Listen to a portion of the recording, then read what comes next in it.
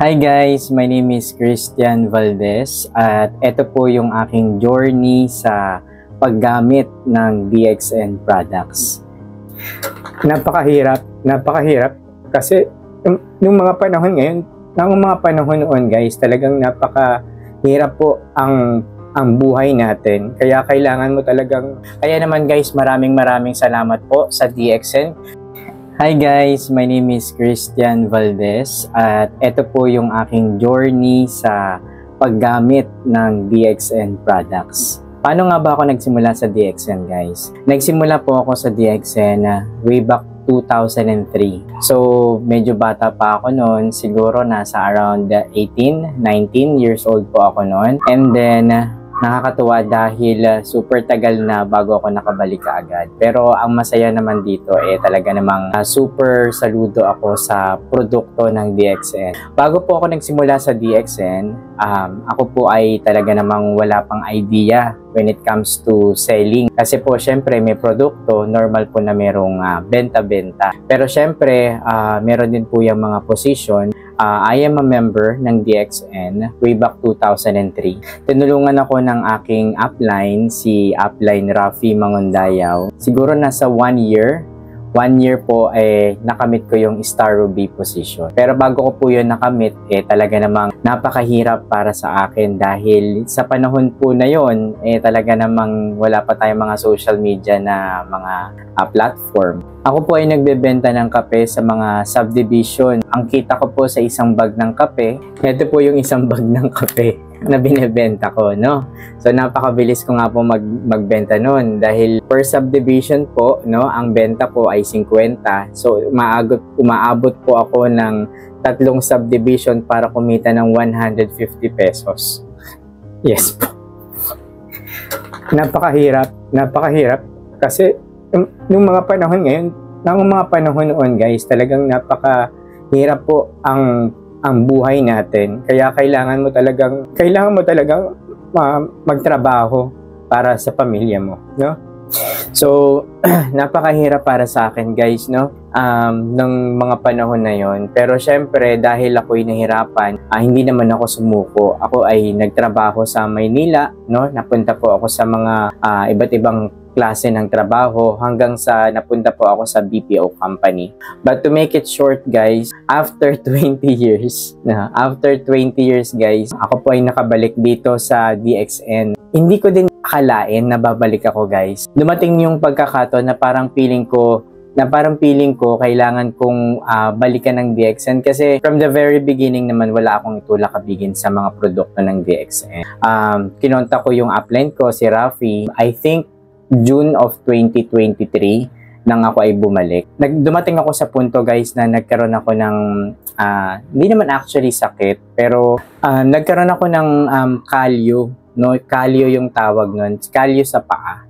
2 years yun, no? 2 years kong ininda. Kasi ang akala ko, kalyo lang siya. Dumating yung panahon na nagkita kami ng kaibigan kong nurse at sabi sa akin, yun daw ay plantar warts. So, yun palang plantar warts, hindi ko din alam kung paano ko nagkaroon nun. Pero base sa mga research ko, ang isa sa mga nagiging rason kung bakit ka nagkakaroon ng plantar warts ay dahil mahina ang iyong immune system. So, ang ginagawa ko, kina-cutter ko siya. Nail cutter ko, no? So, nail cutter ko yung aking kalyo. Hindi ko expect na plantar warts pala yun. Hanggang sa lumalaki siya, nawawala yung kalyo, dumadami, tapos meron siyang tundo-tundo na kulay itim, no, parang tinusok ng karayom. Hanggang sabi ng kaibigan kong nurse, yun daw ay plantar wart. So kailangan ko daw ipa-cauterize. Syempre nag-worry din ako kasi akala ko kalyo lang siya. Hindi ko napansin na kumakalat na pala siya sa paa ko. No, kumakalat na siya sa paa ko. Nagpa-cauterize ako. Yun nga lang, may natira pa kasi minor cauterization lang. So meron pang malalim na plantar warts. Hanggang sa dumami na nga po siya, nagkaroon din ako ng plantar wart sa aking kabilang paa.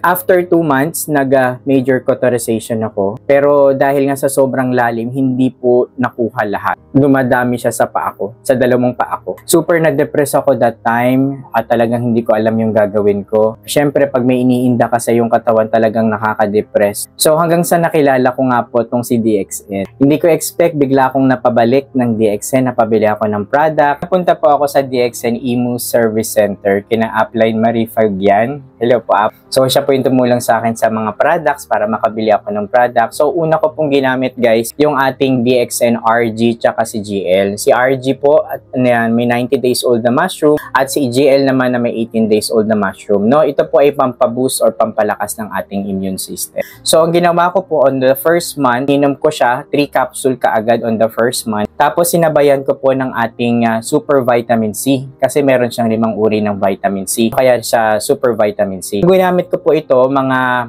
nasa 3 tablets lang on the first month. Hanggang sa after third week, no, nagdagdag na po ako ng DXN Andro-G Natural Antibiotic. 2 capsule po nito. On the second month, nagdagdag po ako ng Spirulina. 3 capsule naman po. Sa first month, medyo mild lang yung mga iniinom ko. Pero pagdating ng second month, nagdagdag na ako ng mga dosage. Like 5 to 7 capsule ng RGGL, 5 to 7 tablets ng Rosel tablet. And then yung Andro-G, 3 capsule ako ng Andro-G. Spirulina, nasa 5 to 7 din. And then guys, alam nyo ba, after third month, guys, hindi ko talaga akalain nawala lahat ng plantar warts sa aking paa, no?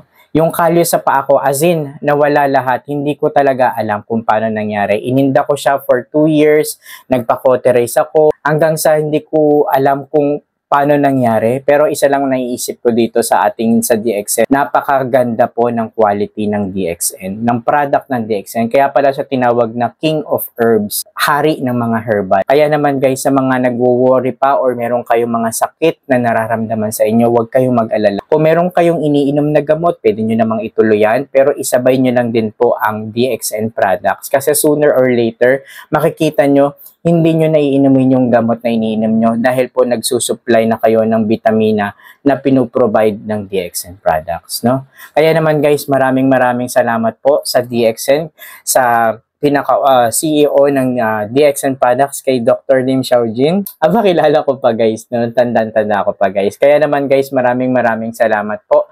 At sa mga tumutulong sa akin sa DXN para magpatuloy ako ng journey ko dito, maraming salamat. DXN Service Center and DXN Imu Service Center at sa aking upline Rafi Mangundayo, maraming salamat. Sana po ay nakatulong ito para sa mga taong nawawala ng pag-asa, lalo na sa mga may mga sakit, sa mga senior citizen natin at sa mga may mga sakit na nararamdaman, wag po kayong mawalan ng pag-asa. I-try nyo po ang DXN products. Hanggang sa muli po, ako po ay si Christian Valdez, Star Ruby ng DXN. Bye-bye po.